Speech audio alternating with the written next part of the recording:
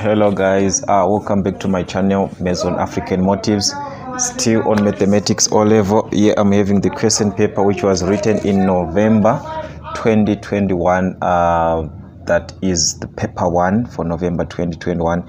So we are going to revise so that you prepare ourselves. If we know that we haven't made it, we can start revising now, preparing for the exams which are ahead. If you know that you are fine, then you can as well start preparing yourself for advancing in mathematics. So that is what we are having. If you are new, please make sure that you subscribe so that you won't miss any of the classes that we shall be having for mathematics O level. We are having the first question. So as usual, our instructions, you have to answer all questions, and neither mathematical tables nor slide rule no calculators may be used in this paper, which means they are not required. Okay, so we have the first question. In this case, we are given 30.098 correct to the nearest tenth. So we are given to round off to the nearest tenth. So we have 30.098 like this, to the nearest tenth. So as we know that these are units and these are going to be tenth and these are hundredths. So to the nearest tenth, we are going to look at the number which follows, which is 9. So 9 is going to affect 0 to 1. So we are going to have 30.1, and these values, they will be represented by zeros. But since we need to the nearest tenth, we are going to remain with a 1. So it will be 30.1. Okay, so we move on to B, which is correct to 4 significant figures. 4 significant figures. So 4 significant figures, we are just referring to the first 4 all numbers that we have. So in this case, we are going to count 1, 2, 3, 4. Remember, we count zeros if they are between all numbers, so you can count them 1, 2, 3, 4. So we are going to look at the number that follows, which is 8. So 8 is going to affect 9 to give us 10. So this one is going to be 10, and we add 1 here, so it's going to be 30.10. That is what you're going to have in this case, to 4 significant figures. Okay, we move on to another part, which is in standard form. See, we have to express that number in standard form.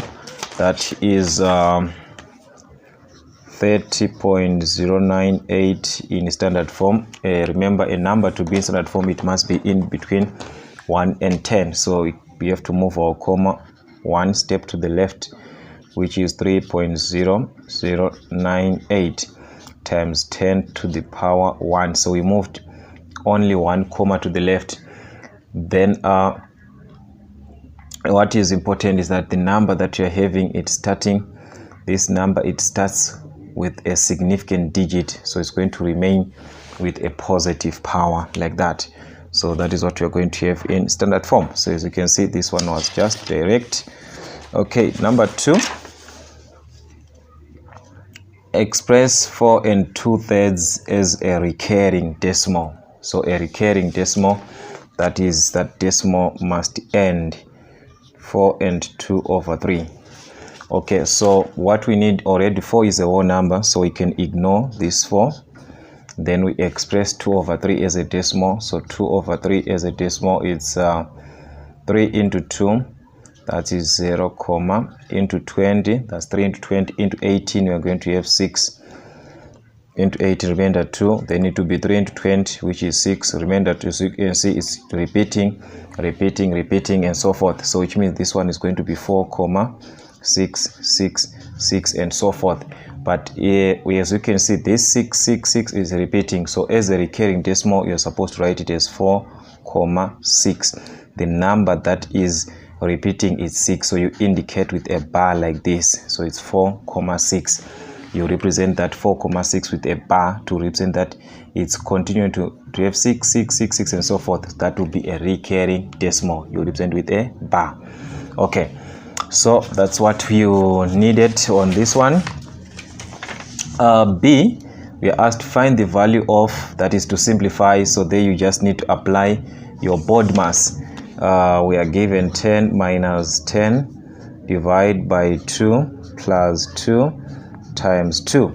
So using our board mass, let me just write our board mass. That's board mass, or you can even use BOMDAS, one and the same thing. So using board mass, we have brackets of division. We move on to division. We don't have brackets, so we move on to division, multiplication. So for division, which are the terms that are dividing? These are the two terms which are dividing, minus 10 and 2. So which means we are going to write this 10 as it is. That's 10. We divide minus 10, divide by 2. That is going to give us minus 5. Okay, so these two terms are dividing, so we are going to obtain minus 5 after dividing. Then multiplication, these two terms are multiplying, that's 2 and 2, so 2 by 2, that is plus 4, so we're going to obtain plus 4. So we are done with the division and the multiplication part. We move on to addition. Which are the terms that are adding? We have 10 and 4, so we're going to add 10 plus 4, which is 14 minus 5. So at this stage you can simply subtract 14 minus 5, which is going to give us 9. Okay, so that's what we had for this question, and you can obtain 2 marks for that. Okay, then number 3, we are asked on number 3 to write down the next term in the sequence. Okay, so we have 2, 3, 5, 8, 12. We need the next term. So these types of questions, you just need to study the question and apply what you are having on that type of a question. So as you can see, if you study properly, you'll see that here we have a difference of 1 between these two terms. 3 minus 2, that's 1. Here we have a difference of 2. 8 minus 5, that's 3. 12 minus 8, that's 4. You have a difference of, so as you can see, the differences are increasing by 1. We had a difference of 1, a difference of 2, a difference of 4, a difference of 5, which means here we are going to have a difference of 5.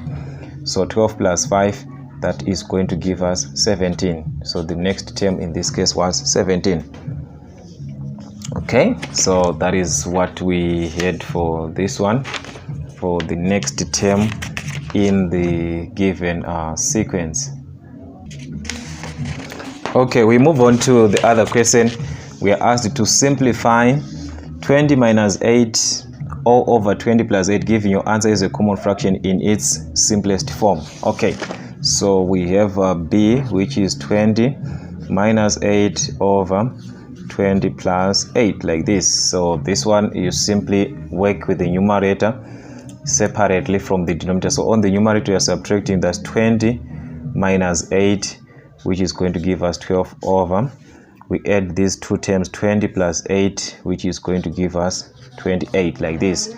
Then we can reduce by the common term or the common number between these two terms. So we have 4 into 12, that's 3, over 4 into 28, that's 7. So we are going to remain with 3 over 7 as a common fraction. So take note that it's wrong for you to say 20 minus 8 over 20 plus 8. You cancel 20 and 20, 8 and 8, like this. This is wrong. These are subtracting, so you have to simplify first the numerator. This question is the same as the question that can be asked as 20 minus 8, like this, in brackets, divide by 20 plus 8 in brackets, like this. You have to simplify these two. So you simplify the numerator separately, your denominator separately, then you can reduce. So that is what you simply needed for that question. Question 4, list the prime numbers between 14 and 20. Prime numbers, as we know that a prime number is a number that is exactly divisible by 1 and itself. So from 14 to 20, we have 14, 15, 16, 17. So 17, that's a prime number. 18, we cannot take 18. We have 19, we can take 19 because that's 1 in itself. So these are the only prime numbers. 20 is not a prime number, so these are the only two that we can have. Write down this number that you are given in words. So this is as you can see, this is 800,008. This one that we are given, it's 801,008. To write here the number that you are given in words. So this one in words, it's 801, 801,008. So that is what you are given. So you are given 801,008, because these are just the so it's an 8, so that's what you're going to write. Okay, express 6.65 hours in hours and minutes. Okay, we have 6.65 hours in hours and minutes. So if you're given this question, we have to take this whole number to the number of full hours that you're having. So we have 6 full hours, then we are going to remain with 0.65 hours. So this whole number is going to remain as it is, so it means you are going to convert this decimal into minutes, which we know that in 1 hour we have 60 minutes. What about in 0.65? We multiply, that's 0.65 hours by 60, so that we obtain the number of minutes. That's 0 here. 6 by 5, that's 33. 6 by 6, that's 36, plus 3, which is 39. We have 2 decimals, which is 39.00. It's now in minutes. So we have 6 hours 39 minutes. This is what we are going to have from this part, 6 hours 39 minutes. Okay, so that's what we had. We move on. Number 5, list the first 3. Take note, is the first 3 values of x such that our x is greater than or equal to 1 but less than or equal to 4, where x is a natural number. So our x is greater than or equal to 1 but less than or equal to 4. So as we know that natural numbers, these are just counting numbers. So we have numbers 1, 2, 3, 4. All these are counting numbers, but we need the first 3. So the first 3, we have 1, 2, and 3. So these are the first 3 natural numbers that we are supposed to take. 1 is a natural number, 2 is a natural number, 3 is a natural number. So that's what we had. Express 270 as a product of its prime factors in index form. Okay, so this one you just need to express the number as a product of its prime factors. You divide by the smallest factor, the smallest prime factor throughout. So the smallest prime factor in this case is 2. So we're going to use 2. That's 2 into 2, which is 1. 2 into 7, that's 3 into 6, remainder 1. 2 into 10, that's 5. So as you can see, we cannot use 2. We can move on to 3. 3 into 13, that's 4 into 12, remainder 1. Into 15, that's 5. 3 again. 3 into 4, that's 1, remainder 1. Into 15, that's 5. 3 into 15, that's 5. 5 into 5, that's 1. Okay, so as a product of its prime factors, we have 270, which is equal to, so when it is in index form, which means you have to write your answer in terms of powers. When it lies something like 2 to the power 4, 2 to the power 7, this is index form. So here we only have 2, which is we only have 1, 2. So it's going to be 2 to the power of 1 times our main 3 is we have 1, 2, 3. So it's going to be 3 to the power of 3. How many 5s do we have? We only have 1, so it's going to be 5 times 5 to the exponent of 1, like this. So that is in index form. You're writing your answer in terms of what? In terms of powers. So that's what we had. Then number 6, if the bearing of P from Q is 0.54 degrees, find the bearing of Q from P. Okay, so that is 3-figure bearing. Remember, from 3-figure bearing that we say this bearing is taken always from the north pole. So we are going to represent our north pole in this case. For we are being taken that the bearing of P from Q. So I said that the bearing is taken from the point. So this is our point Q. So we have angle of 54 degrees in clockwise direction. So it's going to be something like this. That's where we can have our 54. So when you are writing, you can just write 54 like this. So that's P. That's P from this point. From this point Q, we are taking P from the point of Q that is in a clockwise direction. Okay, so which means at this point you shall have a north pole for point P. So now the question is saying find the bearing of Q from P. So as we said, three-figure bearing is taken from the north in a clockwise direction. So this is our north pole at what? At P. So from the north pole of P in a clockwise direction, what is going to be this angle? From the concept of these north poles, we know that north poles are same as parallel lines. So if they are parallel lines, this angle here we obtain a Z. Here are alternate angles, that's a Z. So if this angle and this angle, they are equal, so which means this angle inside here, it's also 54 degrees. And we have this angle which is on a straight line, and we know that angles on a straight line add up to 180 degrees. So this whole angle at P, this one that we want, it's composed, or it's combined of 180 degrees and 54 degrees. So these are the two angles which are being combined to give us the whole angle. So if we add, we are going to obtain 4. 8 plus 5, that's 13, remainder 1. That's 1 plus 1, which is 2. So our bearing of Q from P is going to be 234 degrees. That's the three-figure bearing that we have. So you just answer according to the bearing that you are given. If you are given a compass bearing, answer your question by using also compass bearing. Okay. B, calculate the number of sides of a regular polygon which with interior angles of 162 degrees each. Okay, we need to calculate the number of sides. Remember from your polygons, guys, I told you that for a regular polygon, each interior angle, remember I told that each interior angle is given by n minus 2 by 180 degrees over the number of sides, which is n. So this is for the sum of interior angles divided by what? Divided by the number of sides, which is going to give us each interior angle, and we are given that each interior angle is 162 degrees. So we have formulated an equation that we can solve for n, because n represents the number of sides. So using this one, we are going to cross multiply. So it will be 180 into n minus 2, which is, because we are multiplying by 1. Then this one is n by 162, which is 162n. Okay, so we can expand our brackets. 180 by n, that's 180n minus 180 by 2, that's 360, which is 162n. So to find n, it's going to be simply 180n. We take 162 to this side, it will be minus 162n, which is going to be positive 360, like this. That's 180 minus 62. 180 minus 162. This one is going to be 1. You have 7, which is 10 minus 2, which is 8.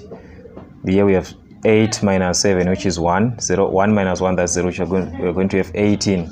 So we have 18n, which is 360, like this. So to find n, we are going to divide by 18 by 18. So you must be very, very careful when you are dividing. So we can reduce. In this case, we can reduce by any number, but here if you know direct, we know that this is 18 into 36, which is 2, 18 into 0, which is 0. So our n is going to be 20. So this polygon has 20 sides. So that's another way of working, where using this formula of each interior angle, you equate to the interior angle. Or since it is a regular polygon, you are given interior angle, I told you that you can calculate the exterior angle. You can calculate the exterior angle, knowing that if I am given an interior angle, in this case of 162 degrees, the exterior angle and the interior angle are found on a straight line. So I'm going to subtract 162 from 180, which means I'm going to obtain 18 degrees. So if each exterior angle for this polygon is 18, 18, 18, and so forth, how many exterior angles are we going to have of 18 degrees? If we have this number of angles, that is going to be equal to the number of sides. So why are we using the exterior angle? Because we know that the sum of exterior angles for any polygon, they add up to 360.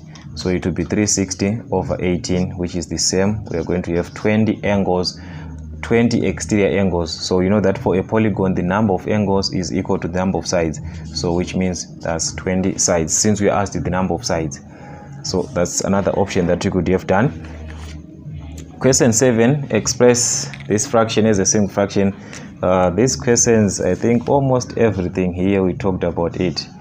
So if we were truly following our classes, this was a question paper to obtain almost everything, because I'm seeing that nothing is new.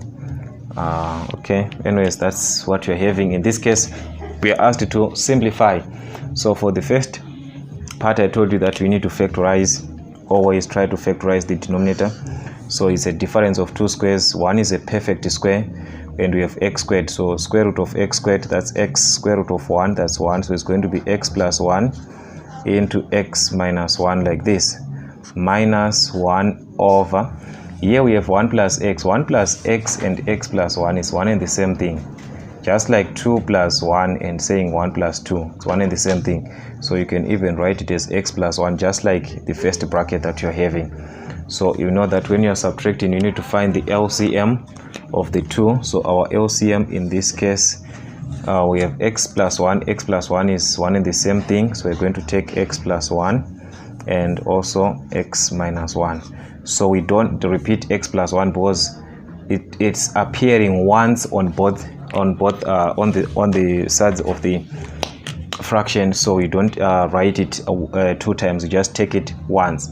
Okay, then you divide your LCM, divide by the denominator of this one, that's this part here, divide by this part. So as you can see, these two are the same. You're going to obtain 1, and that 1 times 1 is going to be 1, minus, take note guys, I told you about a negative, that whenever you see a negative, take a negative with a pinch of salt. Why? Because in this case we are saying, let's divide our LCM, divide by x plus 1. These two are going to cancel, and we are going to remain with x minus 1. So it's going to be minus 1, like this, into x minus 1. Take note, the negative is going to affect everything. The negative is going to affect everything. That is 1. You multiply by, or let me just write it aside here.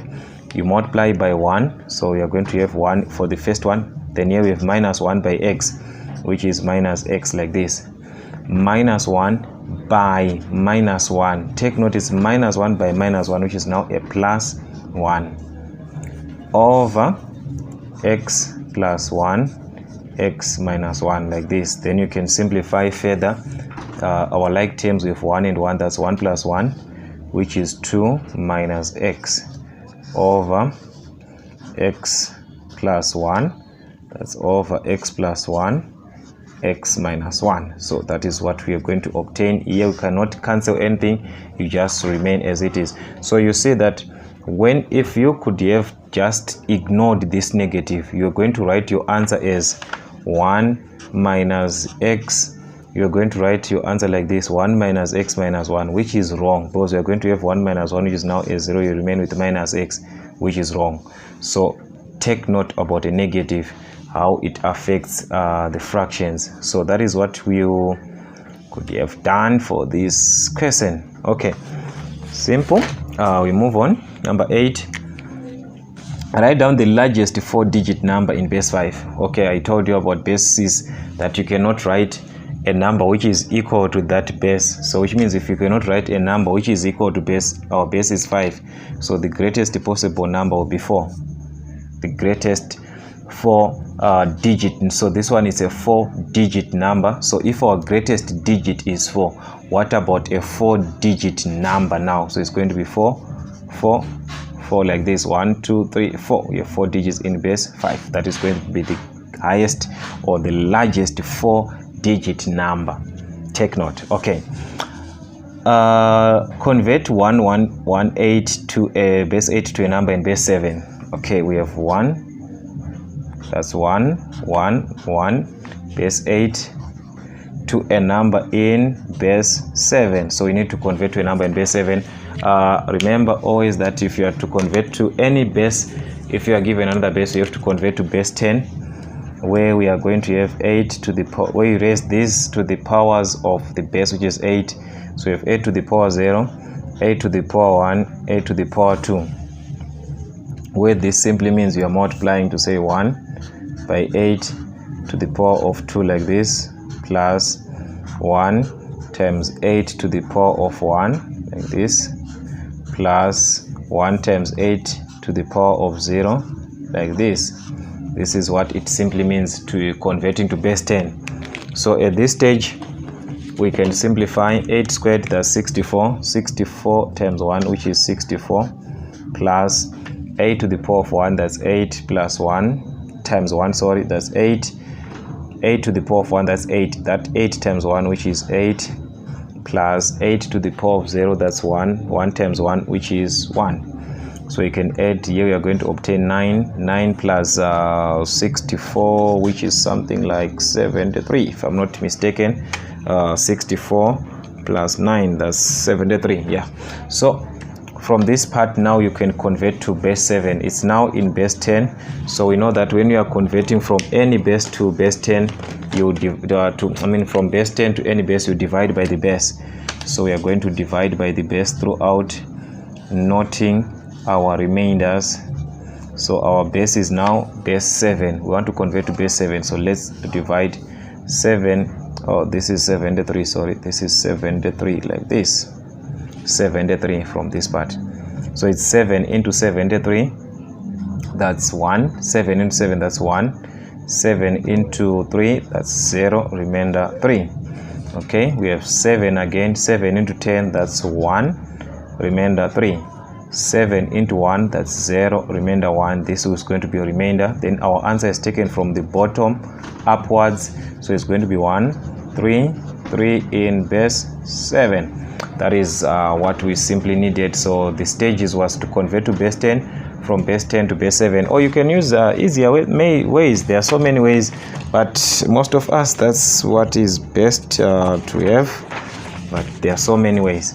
Okay, number 9, factorize completely. Okay, this type of equation, anyways, let's talk about it. Y plus 1 minus y minus 1. Okay, for this type of equation, these guys, they are very clever.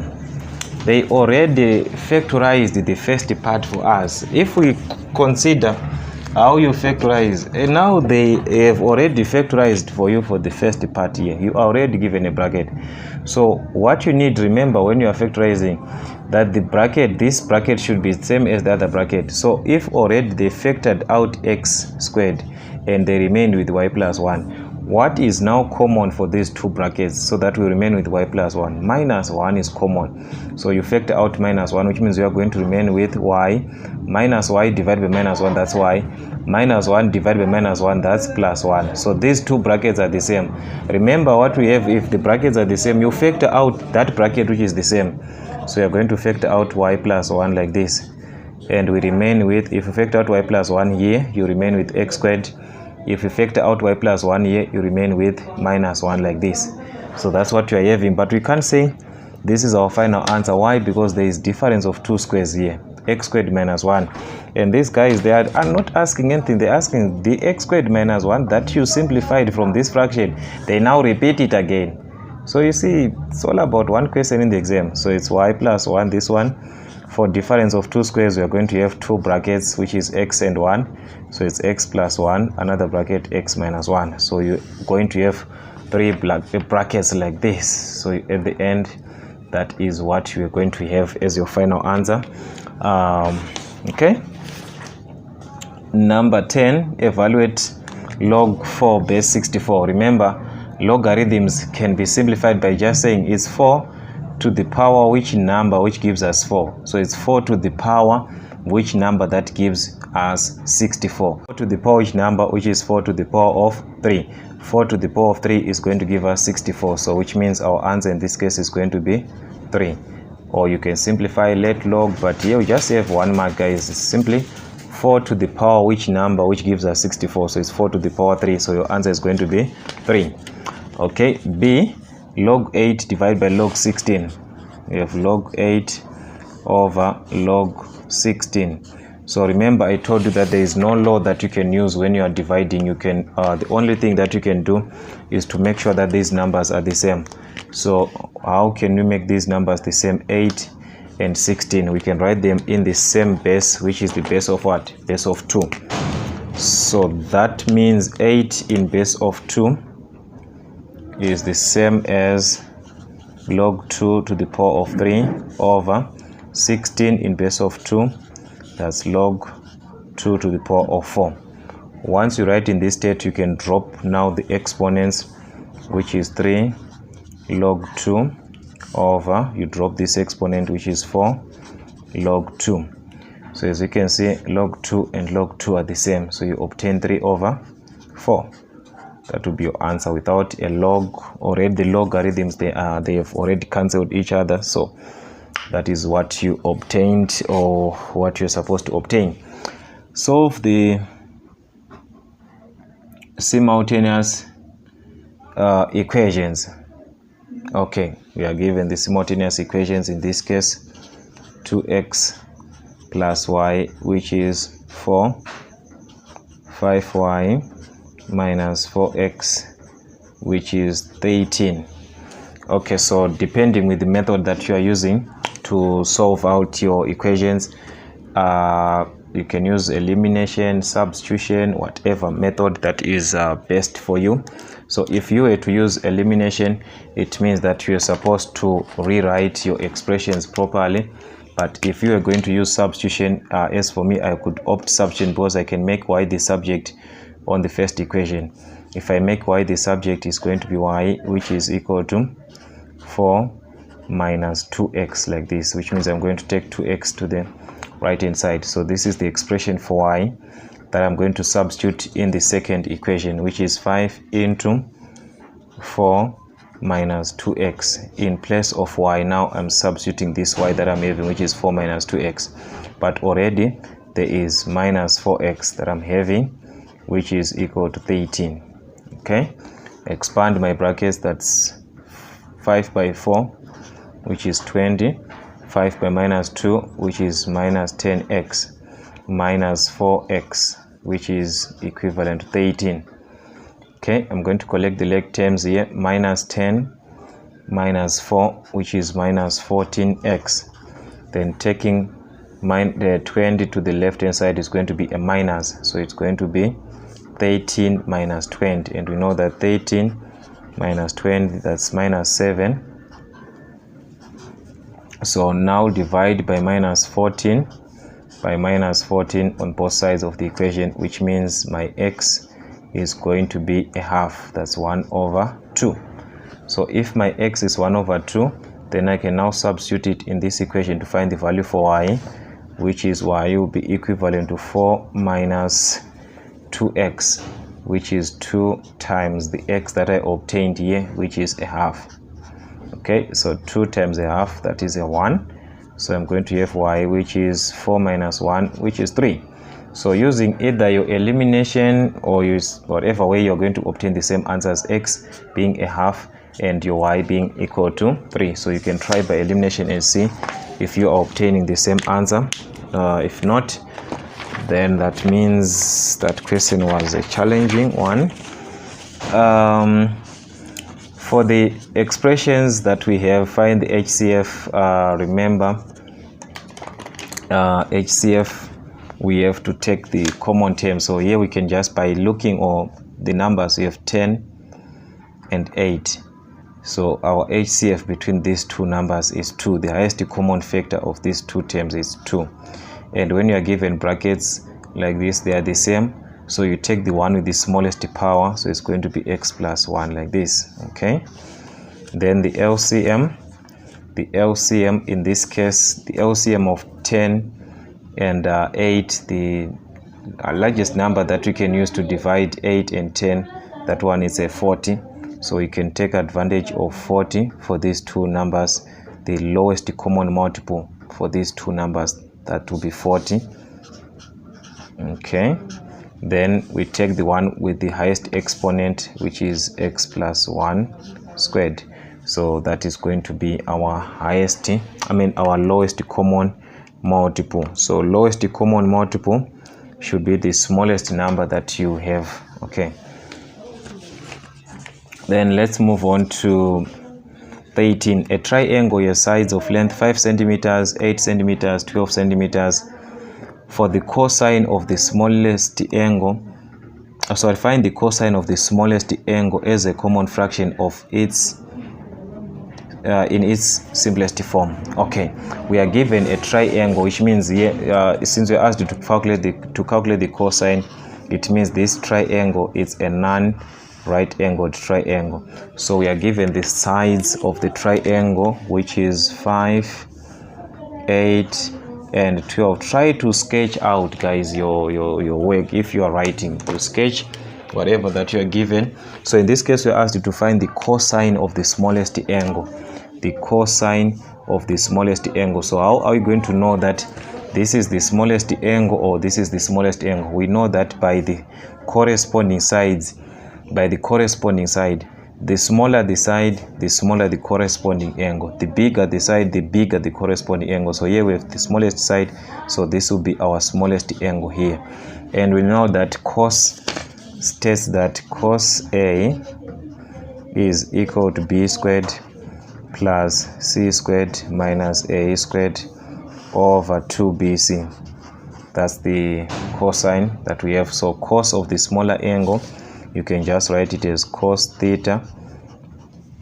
So we know that this B and C are the sides which are creating the angle. So which means we can say this is our B, this is our C, the sides which are creating the angle, and this is our A. So we have B squared plus C squared, which is 8 squared plus, that's 8 squared plus 12 squared minus the side, this A squared, which is 5 squared from your cosine rule, over 2BC, which is 2 times 8 times 12. Okay, this is what you're going to have from this part. You simplify 8 squared, which is 64, plus 144 minus 5 squared, which is 25, over, that's 2 by 8 by 12, or 2 by 12 here, which is 24, then 24 by 8. Okay, so you can multiply 24 by 8, which is 32, 3, then 8 by 2, that's 16, 16 plus 3, which is 9, that's 192. So you're going to obtain 192. Okay, we add on the top there, then you subtract. Okay, so this one you can just add. Let me just use calculator because of time. 64 plus 144 minus 25, so you are going to obtain 183. So if you add properly and subtract, you are going to obtain 183 over 192. That will be the cos. If you can reduce, but I don't think there's a number that we can use to reduce the two, so that will be in its simplest form, or you can just try by 3. Let's try 3 by 3. In this case, 3 into 18, that is 6. 3 into 3, that is 1. We try 3 here. 3 into 19, that's into 18, which means we have 6 into 18, remainder 1, into 12, we have 4. So this one can be reduced to 61 over 4. That's in its simplest form there. So that was going to be your cos theta, that is cosine of the smallest angle. The smallest angle is the angle that corresponds to the smaller side, because you are not given that this is your smaller angle. So you have to note from the properties of triangles that the smaller the angle, the smaller the corresponding side, the smaller the side, the smaller the corresponding angle. Okay, number 14, solve the equation 5 to the power of x is equal to 125. So in this case, we know that when the bases are the same, the powers are the same. So you have to write in the same base. 5 to the power x, 125 in terms of 5 is 5 to the power of 3. That's 5 times 5 times 5. From your calculator, if we say 5 to the power of 3 like this, it's going to be 125. So once the bases are the same, it means the powers are the same. So therefore x is equal to 3. So you're solving for x. So you have to specify that it's x is equal to 3 on your answer. Okay, number B, the part B, we are asked to simplify 98 over 32. We have 98 over 32 to the exponent of minus half. Okay, so what we had from this part was First, we can reduce, as you can see, we have something which is common, so we can reduce by 2. That's 2 into 9, which is 4, remainder 1. 2 into 18, which is 9, over 2 into 32, that's 16. Everything to the exponent of minus half. So I told you that whenever you're given to the exponent of minus half, it means 1 over, or you simply invert these two. That is 16. To remove the negative, you invert these two, so it will be 16 over 49, like this, to the exponent of a half. You have removed the negative by just inverting these two. To the exponent of half means the square root of, so it's going to be the square root of 16 over 49, which is going to be square root of any number is plus or minus. So square root of 16, that's 4 over square root of 49, which is 7. So answer is going to be plus or minus 4 over 7. So that is what you simply needed for this question. To introduce, to remove the negative, you invert these two numbers, so the negative is no longer there. You apply your laws of exponents, x to the exponent of 1 over a, which is equal to the 8th root of x, which is the square root in this case. So that is what you simply needed. And knowing that square root of any number is plus or minus, that one is very, very important for you to note that. Okay, number 15. Given that x, we are given the range for x and also the range for y, then calculate the greatest possible value of y squared minus x squared. So this one is a trial and error question. So which value can we take for y and subtract the value for x so that we obtain the highest possible? So in this case, if you can take 10 for y, to be 10 squared minus, from x we have values from minus 2 to 5. So in this case, you can take 0, because 0 squared is what? 0. You can't take 5 or 2 because you want it to be the greatest. So 10 squared, that's 100 minus 0, which is 100. So this one was the highest possible. I don't know if you can find anything that is bigger than this value. If you can find it, let's meet on the comment section. The least possible value of xy, so this one is the product of xy, the least.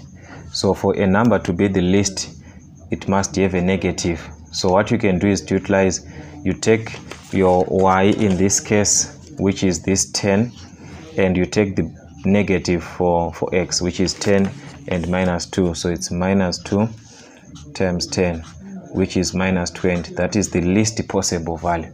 0 is not least. Minus 20 is smaller than 0. So 0 is not the answer. It's minus 20. Okay. Number 15. Solve the simultaneous inequalities that leave your answer this form. Okay, this question, we talked about this type of equation many times. Anyways, that's exam. Sometimes it's because of fear. Sometimes it's because of being overexcited. Depends with the condition. Okay, so I told you that when you are working with these types of simultaneous inequalities, you have to group into two. We have this middle term between these two inequalities, so you shall have 2x minus 6 less or equal to 4x. Okay, we take the same 4x, this time it will be 4x less than 10 minus x, like this. So we can solve for x, so trying to avoid working with negatives, so you can take these two to the highest possible value, which is 4x here. So it will be minus 6 less or equal to 2x. To the right hand side, it will be 4x minus 2x, which is 2x. Divide by 2 by 2, so our x is going to be greater than or equal to minus 3, like this. Okay, we collect terms. Minus x to the left hand side is going to be plus x, so it's 4x plus x. 4 plus 1, that's 5x less than 10. Divide by 5 by 5, so 10 divided by 5, that's 2. So that's what you're having. So which means your x in this case is greater than or equal to minus 3, but the same x is less than 2. So that's what we had for this question on number 16a. So we can move on to 16b. where we represent the solution part on a number line. So you just need to remember, I told you that on a number line, the most important values to indicate, okay, or let's just indicate aside here, let's just indicate here. So we have 0, that's the most important value to indicate. From 0 we have -3 and 2, so we have -3 and 2. So these are the values for x. So as you can see, if -3 there is greater than or equal to, so you shade the circle.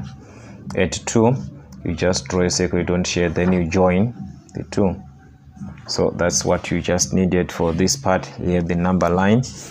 Okay, then number 17, given that v squared is equal to u squared plus 2as, which is for those who are doing most probably the physics, physical sciences, you know that these are the formulas that you use when you're dealing with the kinematics.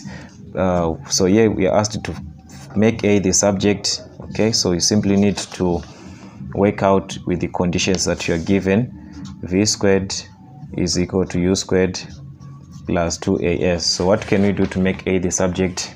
First, what is affecting is this u squared. We can take it to the left hand side. It will be v squared minus u squared like this, which is equal to 2as, because it's just adding, so you can subtract. We need to make a, so 2 and s, these two are affecting a by multiplying, so you can divide by 2s, we can divide by 2s. So by 2 by 2 by s, you are going to remain with a. So which means your a in this case is going to be v squared minus u squared over 2s. So this is the formula that you are going to end up with. Then find a. You are now asked to find a when s is 5, u is 2, and v is 2. So this you simply need to substitute on our formula already that we have made a the subject. So as we can see, we are going to have our a being equal to v squared, which is our v is 2, so it's 2 squared, minus our u is also 2, so it's 2 squared like this, over 2s. Our s in this case we are given that it's 5, so it's 2 by 5 like this. But may looking, these two are the same, so we're going to obtain 0 over 2 by 5, which is 10. So 0 divided by 10, that's a 0. So that's our value for a. So in this case our a was going to be a 0. D varies jointly as s and t. Find the equation connecting d, s, and a constant k. Okay, so this one we are given joint variation, so here was just simply to write d varies jointly as s and t, that's st like this. Then you introduce the constant, which is k, so it's k st. Okay, then find the value of k if d is 24, what substitute, which means you substitute on this formula now to say in place of d we have 24, so it's d, which is 24, is equal to st. This is kst, which is s is 4 and t is 2. Your s here is 4, so it's going to be 4 times 2 times k. So you can find the value for k, which is 24 is equal to 4 times 2, that's 8k. So to find k, divide by 8 by 8. Our k is going to be 24 divided by 8, which is 3. So that is what you had from this part. So what you are given, you have to take note, guys, with the type of question that you are given, how to simplify them. Okay, so now you are given to find the value of t, given that d is 50, s is 10, using the value of k in above. So what you're going to do is to substitute that value of k in the place of k, which is 3, from this part here. So it's going to be d, which is 3 st. So we are given that find the value of t when d is 50. So d is 50, which is equal to 3 times s. Our s in this case is 10. So it's 3 times 10, 3 times 10 times t.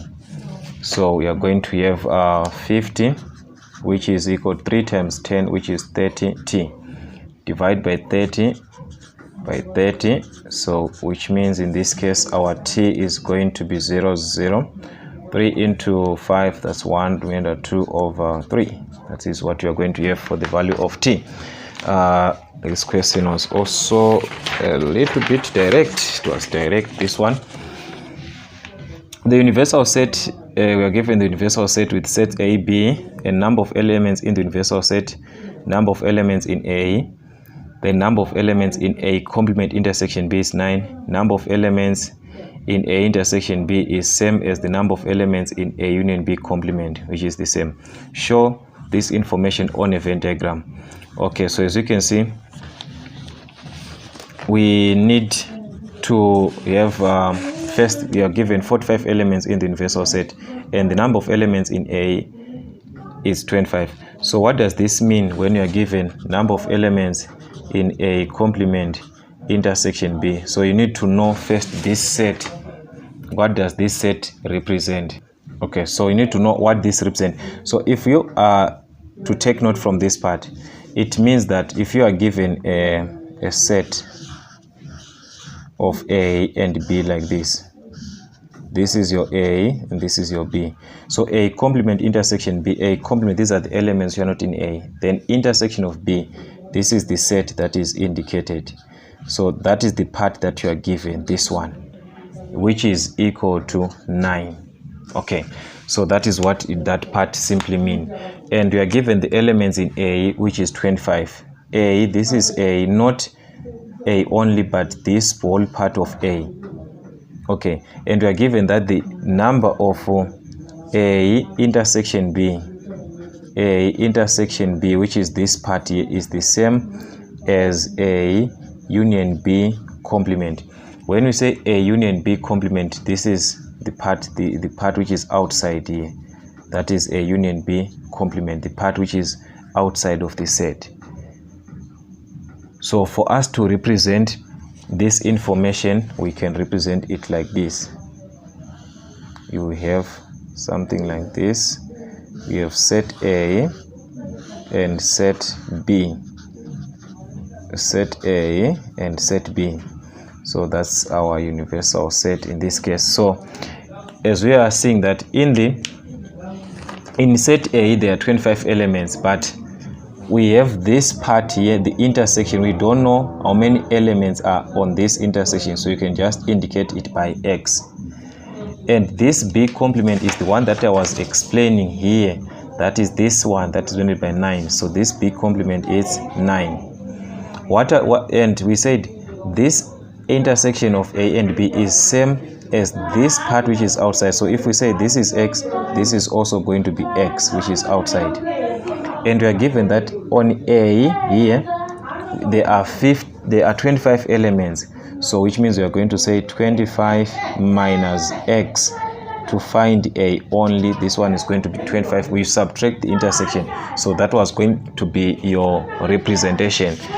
Okay, so the 45 is simply meaning to say when we add all these elements, they must give us 45. Okay, so that is, if we have our X, we have to find our X, so that we represent this value now for X. So how are we going to find our X? That is where we use our 45 to say 25 minus X. If we add everything, plus X plus 9 plus X like this is equal to 45, the number of elements in the universal set, which was 45.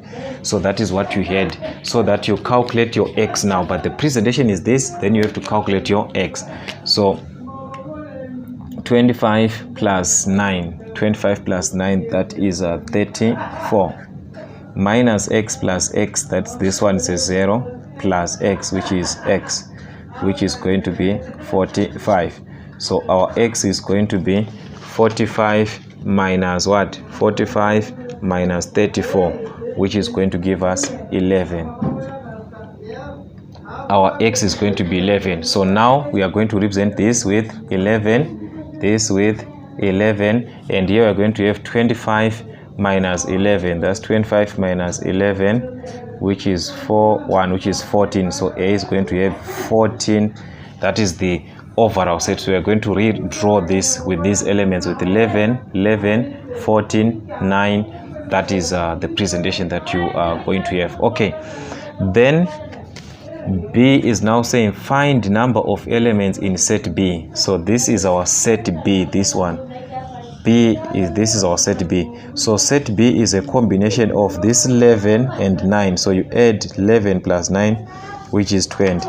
So number of elements in set B is going to be 20. There are 20 elements. You add these two. That is the combination of to make the part of B. Okay, that's what we had. Number 20, we are given that f of x is 3 over x plus 2, and x is not equal to minus 2. Find f of minus 1. So there is simply substitute in place of x, we put minus 1. So it will be 3 over minus 1 plus 2, like this, which is 3 over minus 1 plus 2, that's 1, which is 3. So that's our f of minus 1, which is going to give us 3. Okay, then find the values of x for which f of x is equal to minus 3 over 4. So our f of x is now equal to minus 3 over 4, and this was our f of x, which is 3 over x plus 2. So it's 3 like this over x plus 2 now, which is now equal to minus 3 over 4. So you can solve. Let's cross check. Yes, it's 3 over x plus 2. So cross multiply by 4, this one by 4, this one by 4, you're going to have 12, which is equal to minus 3 multiplies everything. So it's minus 3 times x, which is minus 3x, minus 3 times 2, which is minus 6.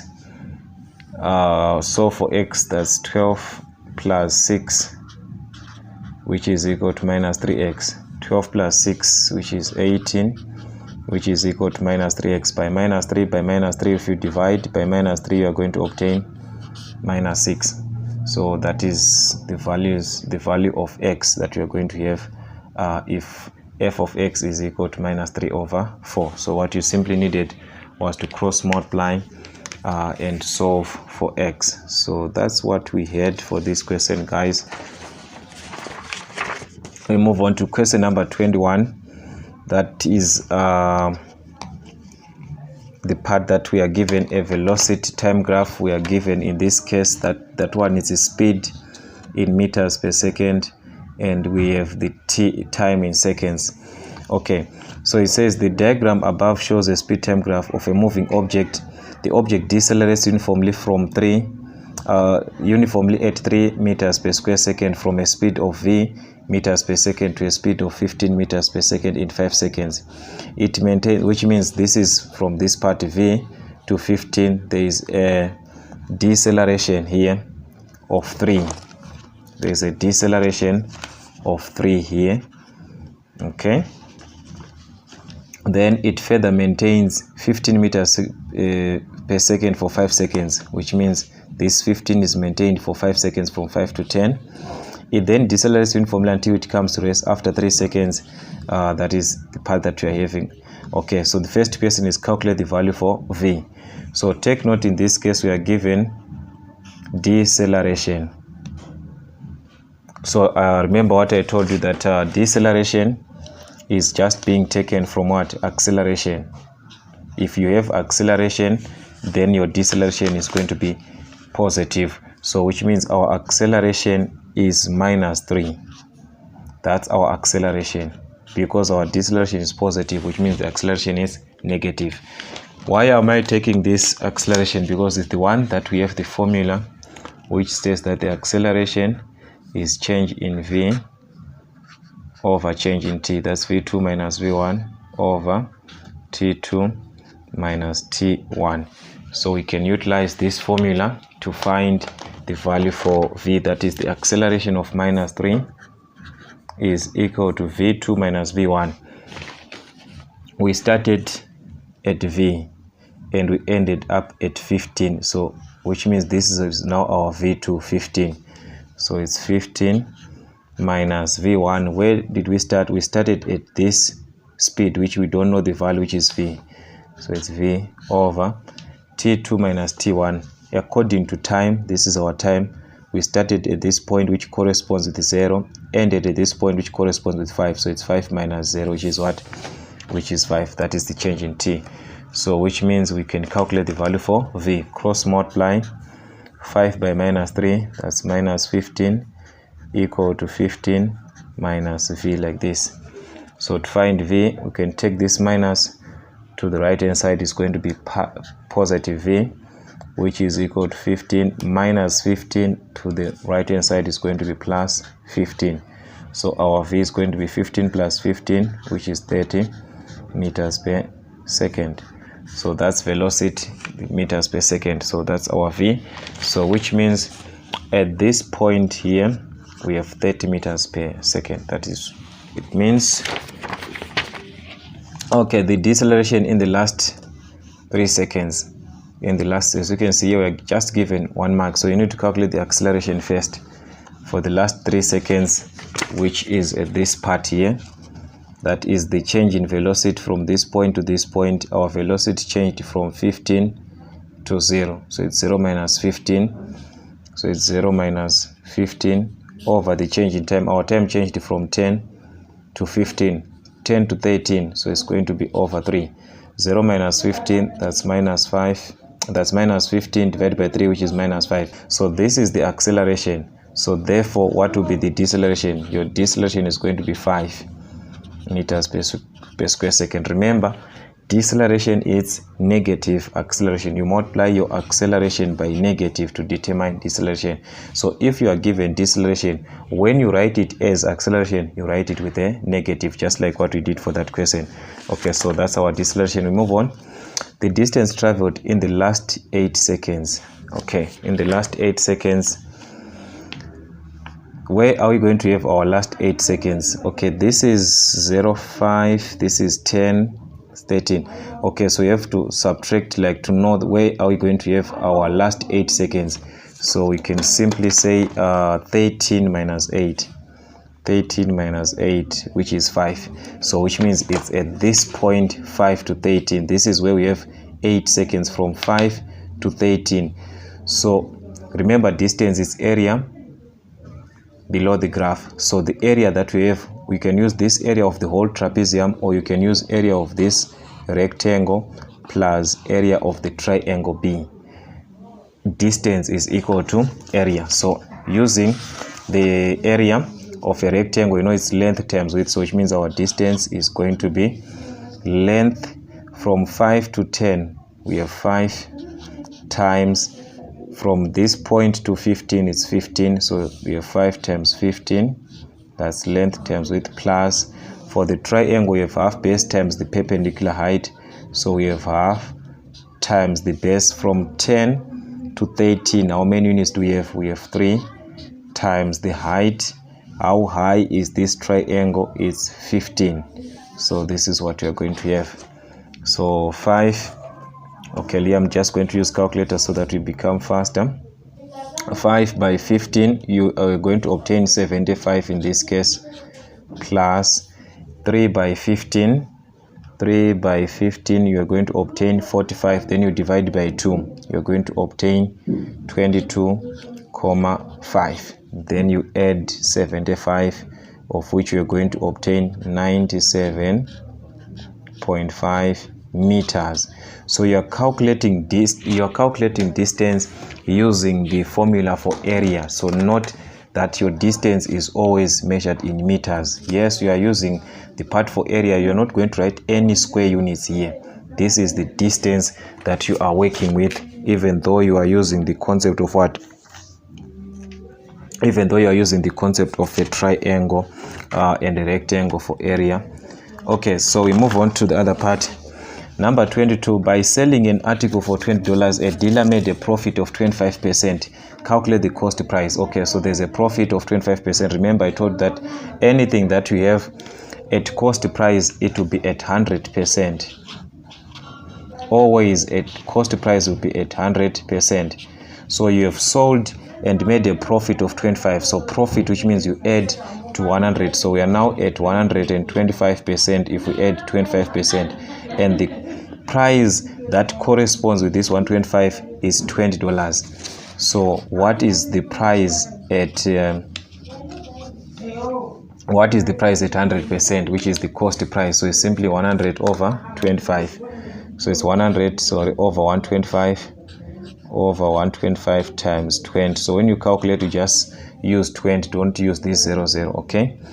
So you have to reduce whatever you can reduce here by 5, which is 5 into 125, which is going to be 5. 5 into 100, which is going to be 4. 5 into 5, that's 1. 5 into 20, which is going to be 4. Then 4 by 4, which is going to be 16. So which means at 100%, this article or whatever that we are having, it was being sold at $16. That was the cost price before it was now sold, which made a profit of 25%. Okay, so that's what we had. Then B, 22B, it was given that we are given this part, find the ratio of TS to S. Okay, so this type of a question is you play around with the question that you are given, guys. 7t minus S over 2 is equal to S minus 5t over 3, like this. We need the ratio where we are going to have something like TS to S, like this. Take note, TS to S is being taken from T over S. So if we can find the ratio of T over S, that means we have TS to S. So what can we do? We have to get rid of the fractions. Cross multiply, that's 3 by 7, which is 21t. 3 by minus S, that's minus 3S, this is S. 2 by S, which is going to give us 2S. 2 by minus 5t, that's minus 10t. Okay, we have minus 10t. Since we want t over s, collect the terms with t to one side of the equation. That will be minus 10 to the left hand side, so that will be 21 plus 10, which is 31t. We take minus 3s to the right hand side, is going to be plus, so it's 2s plus 3s, which is 5s. So what can we do to obtain t over s? We just divide by s this side, we divide by s this side. So if we divide by s, we are going to remain with 21 t over s. So to remain with t, we divide by 31 by 31. So 31 and 31 will cancel, which means you remain with the t over s. T over s, which is equal to s and s cancels, you remain with 5 over 31. So t is 5, s is 31. So it means the ratio of ts to s, it means in place of t, we are going to write 5 s to s. Our s is equal to 31. So it is going to be 5 s to 31. That is the ratio of ts to s, which is 5s to 31. So like I said, you play around with the question until you obtain t over s. That t over s is the same as the ratio that you are going to have from the given question. So you need to analyze some of the questions under exam condition, what you are given and how you can work with that. So we shall continue from the question that we are having, which is question number 23, working with the last parts so that we can finish up. But that is, at least by this stage, you know that you are somewhere there or totally you lost it. So please don't lose hope by revising this paper, but gain strength. The strength is when you know that you haven't made it well, this is the right time for you to start revising. If you know that it's fine, then you can as well focus on what to do next. So there is no time like to say that it's a fail. It's just a delay it's just a delay that you are doing. So failing is just a delay. It's not the end of life. It's just a delay that is just okay to say you're supposed to have done this by this time, but you just delayed yourself. But it's not to say that's the end of it or it's a failure of life. No, it's never like that. The opportunity is now to work as much. June is around the corner. June is very around the corner. If you know that you haven't done this properly, make sure you find someone who is going to assist you for these 6 months which are remaining. In fact, it's now 5 months. You revise so that you prepare yourself. So that's it, guys, from Mason African Motives. Till next time.